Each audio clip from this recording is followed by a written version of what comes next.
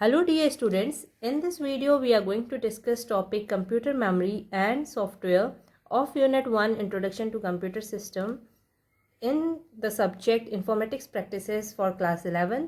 इससे पहले वाले वीडियो में हमने इसी यूनिट का पार्ट 1 डिस्कस किया था जिसमें definition of computer, parts of computer system, input output devices, ये सारी चीज़ें हम डिस्कस कर चुके हैं। अगर आपने वो वीडियो नहीं देखी है तो डिस्क्रिप्शन में उसका लिंक गिवन है, आप वहाँ से वो वीडियो देख सकते हैं।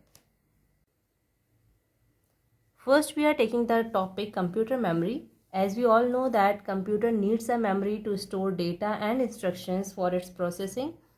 So there are two types of memory, primary memory and secondary memory. Computer memory can be called as a system और अ डिवाइस जिसमें डेटा और इंस्ट्रक्शंस सेव होते हैं. Primary memory are of two types, आपने पहले भी पढ़ा होगा. Primary memory are of two types, RAM and ROM, random access memory and read only memory. Random access memory में we can write as well as we can read the data from it, जबकि read only memory को सिर्फ हम read कर सकते हैं, उसमें हम कुछ राइट नहीं कर सकते, कोई भी डेटा हम उसमें स्टोर नहीं कर सकते. So primary memory is used for storing data and instructions for processing. However, secondary storage और secondary memory, इसमें जो भी डेटा और इंस्ट्रक्शंस हमें फ्यूचर यूज़ के लिए चाहिए होता है, जो हमें परमानेंटली सेव करना होता है, that are secondary storage devices और secondary memory. For example pen drive, hard disk, these are secondary memory. Now what are the units of memory? Means memory में जो डेटा होता है वो कैसे मेज़र होता है, किन यूनिट्स में मेज़र होता है. Basic unit of memory is 0 and 1, that is bits. Memory में जो भी डेटा स्टोर होता है वो 0 and 1 की फॉर्म में स्टोर होता है. इवन वी नो कि जो कंप्यूटर होता है उसे सिर्फ बाइनरी लैंग्वेज समझ में आती है, सिर्फ 0 और 1 डिजिट समझ में आते हैं, बाकी it can not understand other thing. In the same way जो भी डेटा स्टोर होता है वो 0 and 1 की फॉर्म में स्टोर होता है. 0 and 1 are the binary digits and its short form is bits. So 0 and 1 are called bits and this is the basic unit of memory. Now 4 bits makes 1 nibble. 4 bits के collection से एक nibble बनता है. For example 1001, यहाँ पे 4 bits का collection है तो इट इज़ अ निबल. इसका भी अगर हम यूनिट देखें it is also a nibble. Next one byte. 8 bits makes 1 byte और 2 nibbles make 1 byte. तो एग्जाम्पल यहाँ पे लिखा हुआ है बाइट का. 8 bits are there and it is making a byte. Now different units which are used in memory measurement: kilobyte, megabyte, gigabyte, terabyte, petabyte, exabyte, zettabyte, yottabyte. जैसे हम maths में पढ़ते हैं 1 kilometre equals to 1000 metre, 1 metre equals to 100 centimetre, 1 centimetre equals to 10 decimetre. इसी तरीके से आपको ये भी लर्न करना है, जैसे हम मैथ्स में लर्न करते थे वो सारी यूनिट्स, इसी तरीके से आपको ये कंप्यूटर की यूनिट्स लर्न करनी है. It is very easy. या फिर आप जैसे पीरियोडिक टेबल में हम कुछ सेंटेंस बना लेते हैं लर्न करने के लिए एलिमेंट्स की सीक्वेंस को, वैसे ही हम यहाँ पे भी बना सकते हैं. मैंने आप लोगों के लिए एक फ़नी सा स्टेटमेंट प्रिपेयर किया है, अगर आप लोगों को ठीक लगे तो आप उससे भी लर्न कर सकते हैं. कब मेरी गर्लफ्रेंड तेरी हुई और पब में अपने एक्स के साथ जेट में बैठ के यो हो गई. आई होप आप लोगों को इससे लर्न हो जाए, वरना आप अपना खुद का भी बना सकते हैं कोई भी स्टेटमेंट जिससे कि आपको ये सीक्वेंस लर्न हो जाए. मैथ्स में जैसे 1 किलोमीटर इक्वल्स टू 1000 मीटर होता है, 1 मीटर इक्वल्स टू 100 सेंटीमीटर होता है, तो उसमें सब 1000, 100 ये सब अलग अलग होते हैं, उन्हें लर्न करना बहुत डिफिकल्ट होता है. बट कंप्यूटर में एक अच्छी बात यह है कि इसमें सब एक सा होता है. 1 kilobyte equals to 1024 bytes, 1 MB equals to 1024 KB. Now different types of memory. First memory is primary memory and as I told you that it is of two types, RAM and ROM. Computer में जो भी processing के लिए data चाहिए होता है वो primary memory में स्टोर होता है. एंड जब डेटा अगर कोई सेकेंडरी स्टोरेज में है और उस पर प्रोसेसिंग होनी है तो वो भी पहले प्राइमरी मेमोरी में आता है, तब जाके CPU के पास जाता है for processing. RAM is also known as main memory, क्योंकि जो डेटा हम कह रहे हैं कि डेटा आता है CPU से वर्किंग के लिए वो मेन मेमोरी में आता है, that is RAM. RAM, full form of RAM is random access memory और रोम का फुल फॉर्म है read only memory. It is a volatile memory, means ये जो है डेटा तब तक स्टोर रखती है जब तक का पावर उसे सप्लाई हो रही है कंप्यूटर को, till that time only it can store data और instruction. It stores data temporarily while the computer is working. However, ROM is read-only memory. हम इसमें कुछ write नहीं कर सकते and it is non-volatile memory. It means it can store data permanently even जब power supply नहीं भी मिल रही है तब भी इसमें data store रहता है.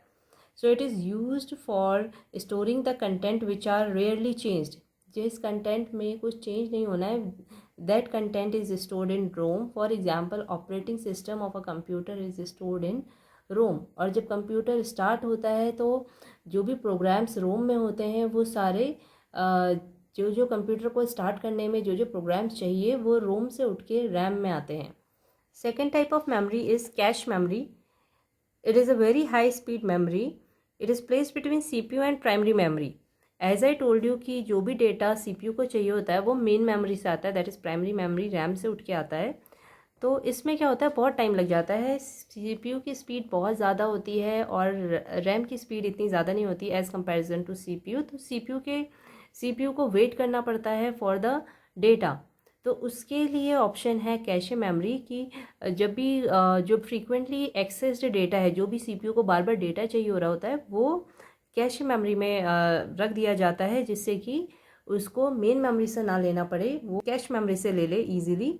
और उसका जो एवरेज टाइम है जितना उसको मेन मेमोरी से डेटा एक्सेस करने में लग रहा है वो क्या होगा, बच जाएगा. तो it is a memory which is placed between CPU and main memory. It is used to speed up the operations of CPU. It stores copies of frequently accessed data.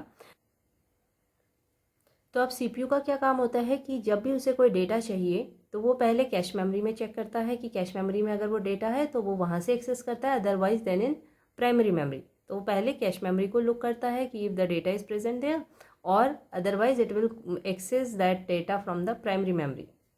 अब आपके दिमाग में आएगा कि कैश मेमोरी में ही सारा data क्यों नहीं स्टोर कर देते हैं, जब कैश मेमोरी इतनी हाई स्पीड मेमोरी है तो why then we are using RAM.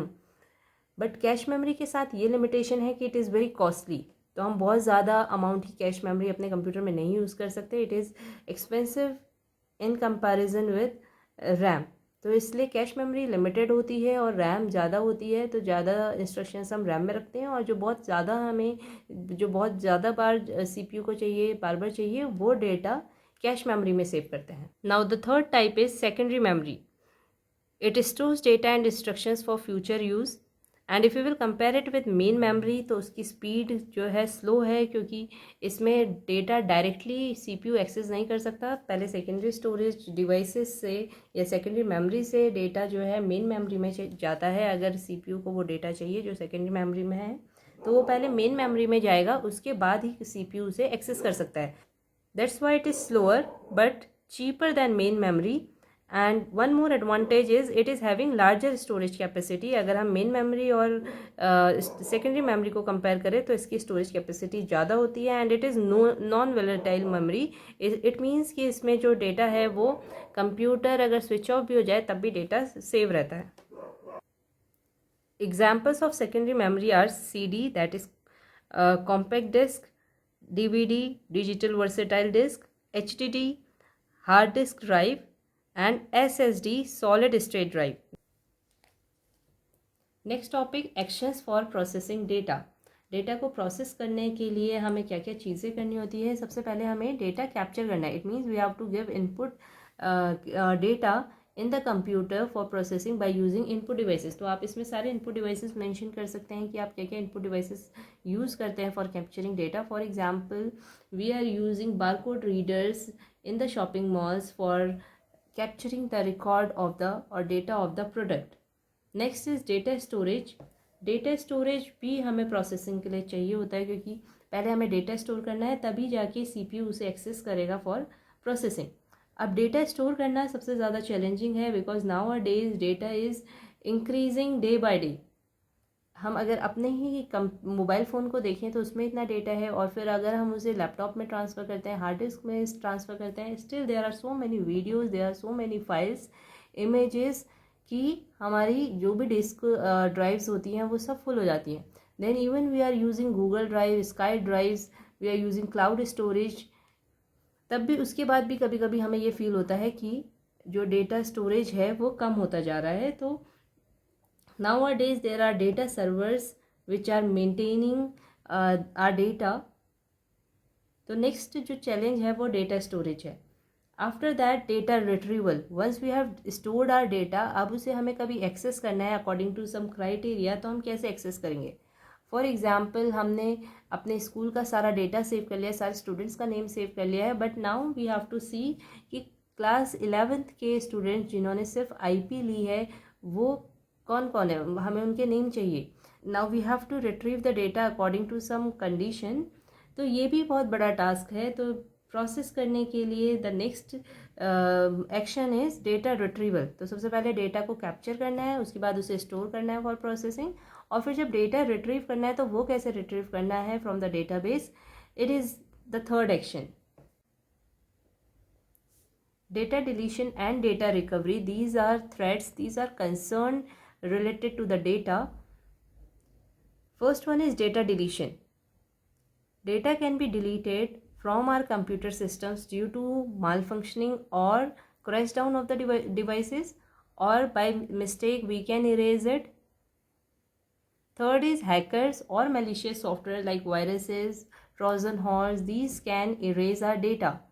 तो हम अपने डेटा को कैसे प्रोटेक्टेड रखें, this is the major concern nowadays. And next is data recovery. It is the process of retrieving deleted, corrupted और lost data from secondary storage devices.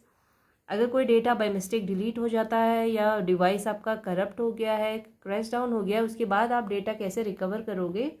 Now अडेज there are many softwares which are there for data recovery, but कहीं कहीं पे ये problem भी होती है, अगर हमने वो डेटा डिलीट किया है और कोई अनऑथराइज्ड यूज़र उस डेटा को रिकवर करना चाहता है। फॉर एग्जांपल अगर हमारी बैंक डिटेल्स हमारे मोबाइल फ़ोन में सेव है या हमारी इमेजेस सेव है और अब हमारा मोबाइल फ़ोन ख़राब हो गया है, we want to delete, we want to erase all those details from our mobile phones, और हमने इरेज कर ली, बट किसी और के हाथ में हमारा मोबाइल फ़ोन गया and they try to recover our data.